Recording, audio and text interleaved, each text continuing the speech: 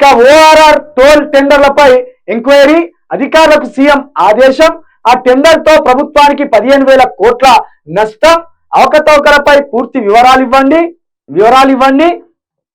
దర్యాప్తు సిబిఐకా మరో సంస్థకు అప్పగించాలా అనేది కేబినెట్ లో నిర్ణయిస్తాం. RRR వార్కరు హెచ్ఎండిఏ పరిధిని విస్తరించండి. హెచ్ఎండిఏ భూముల రక్షణకు చర్యలు తీసుకోవాలని ఆదేశాలు.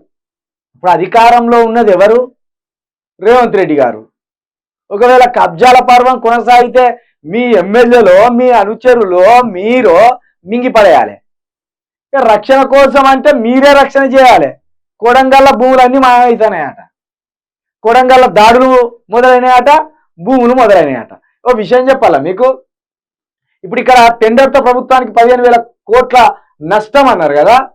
ఓఆర్ఆర్ టోల్ టెండర్లపై ఎంక్వైరీ అన్నారు కదా.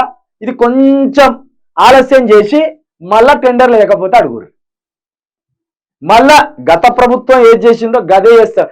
రేవంత్ రెడ్డి గారికి ఇంకా కూడా అసలు ప్రభుత్వానికి డబ్బు ఎట్లొస్తుంది, ఈ ప్రభుత్వానికి ఆదాయాన్ని ఎట్లా సమకూర్చాలనేది తెలియట్లేదు. ఎందుకంటే ఒక మంత్రిగా ఉంటే ఏ ఏ విభాగాల నుండి ఆదాయాన్ని సమకూర్చుకోవచ్చు అనేది ఒక అవగాహన ఉంటుంది.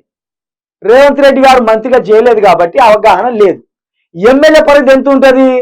4 మండలాలు, ఎక్కువలో ఎక్కువ 7 మండలాలు ఉంటాయి. ఇక ఈ ఆందోళన అయితే 8 మండలాలు ఉన్నాయి. ఆ 8 మండలాల పరిధిలోనే ఎమ్మెల్యే ఆలోచనలు ఉంటాయి. అక్కడ ఏం చేయాలని తెలుస్తుంది. మంత్రి అయితే ఒక డిస్టిక్ లో ఉన్న 7 నియోజకవర్గాలు లేదా 8 నియోజకవర్గాల మీద వాళ్ళకి అధికారం ఉంటుంది. ఈయన ఆ ఆదాయ మార్గాల, ఈయన వ్యక్తిగత ఆదాయ మార్గాలు చాలా ఉన్నాయి, కానీ ఒక ముఖ్యమంత్రి స్థాయిలో ఆదాయాన్ని ఎట్లా సమకూర్చాలనేది అది చాలా పెద్ద ప్రణాళిక. అది మన రేవంత్ రెడ్డి గారి దగ్గర లేదు. అందుకే 3 నెలలకి ఈయనకి ఇంకా అర్థమైతలేదు. ఏం చేయాలో అర్థం కాక పాతి వాటినే ముందు చేసుకొని ఇటుది అటు తిప్పి, అటుది ఇటు తిప్పి అక్కడికక్కడికి సదిరే ప్రయత్నం చేస్తాడు. ఇప్పటి వరకు కూడా 1 రూపాయి కూడా ప్రభుత్వ ఖజానాకు తీసుకొచ్చి పెట్టింది లేదు.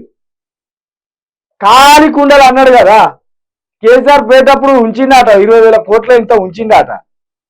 ఆ 20,000 కోట్లను కూడా ఈయన దగ్గర ఉన్న కాంట్రాక్టర్లకు ఇచ్చి పడేసిండు.